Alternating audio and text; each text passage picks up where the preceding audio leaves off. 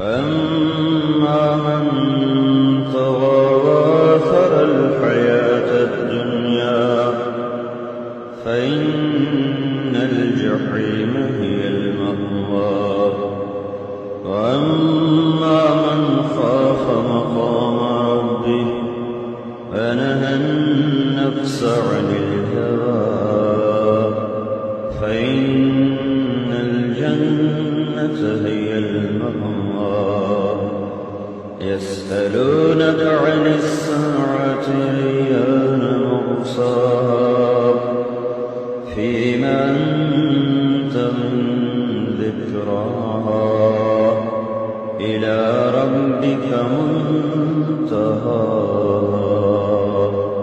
إنما